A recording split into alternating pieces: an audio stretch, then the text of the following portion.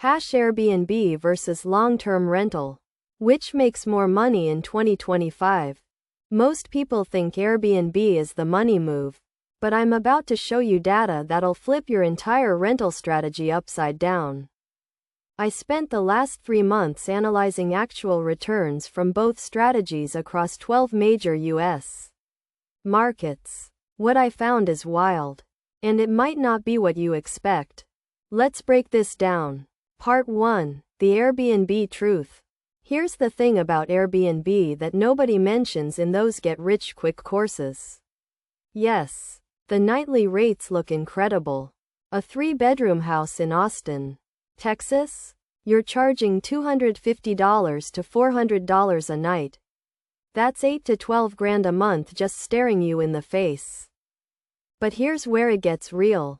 Last year, an Airbnb host in Denver shared their actual P&L with me. $30,000 a month in gross revenue. Sounds amazing, right?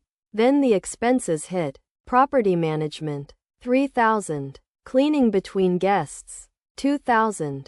Utilities, $800. Linens and toiletries, $400. Platform fees, $4,000. Insurance, $1,200. Maintenance and repairs, $1,800. Taxes on short-term rental income, roughly 37% of what's left.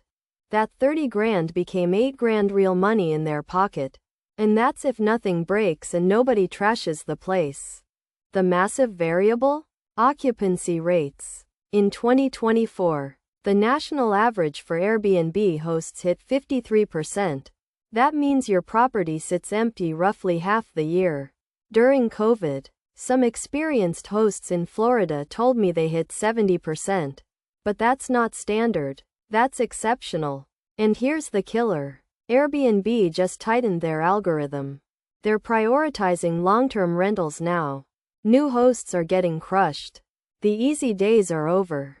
One more thing. Eviction. When a guest trashes your place and refuses to pay, Airbnb's resolution center takes weeks.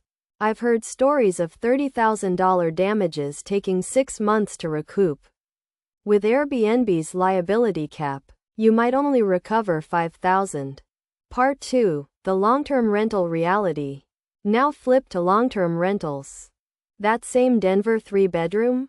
Long-term rent is $1,700 a month. Times 12 months. That's $20,400 in guaranteed annual revenue. Your expenses? Property management, $170. Utilities, $0. Tenant covers them. Linens, $0. Platform fees, $0. Insurance, $450 a month. Maintenance. I'm conservative here. $300 a month. That's roughly $8,200 in annual expenses. Your net? $12,200. Pure passive income. But wait, there's more value here. Long-term tenants create equity in your mortgage. Every payment builds ownership. That Denver house probably costs $450,000. Your mortgage payment is roughly $2,000 a month. Maybe $1,200 of that is principal.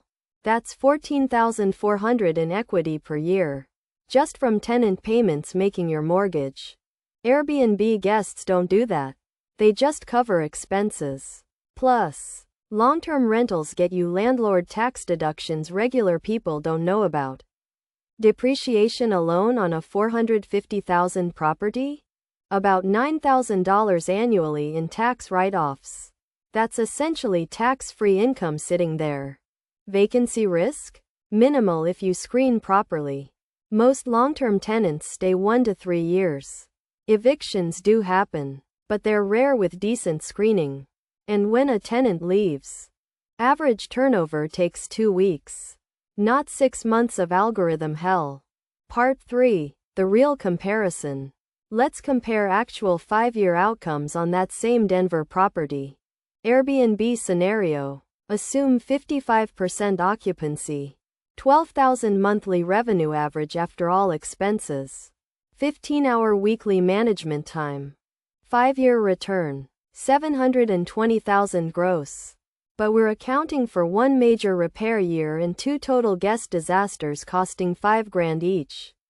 Real take home, $580,000. That's $11,600 annually. Equivalent hourly rate when you factor in time management? Maybe $18 an hour.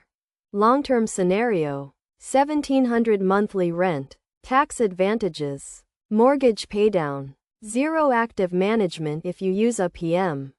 5-year return, $61,000 in net rent, plus $104,000 in mortgage principal paid down by tenants, plus tax deductions worth roughly $39,000 in tax savings. Real total value, $204,000. That's $40,800 annually. And you touched nothing. The long-term strategy wins. By a lot. Final word. Airbnb isn't dead. It works in specific markets.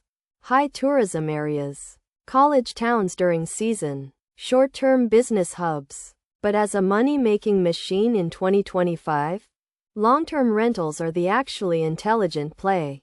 The reason nobody talks about this? Long-term rentals don't sell courses. If you want the full breakdown of which markets favor which strategy, you know what to do. Subscribe, drop a like, and I'll see you in the next one.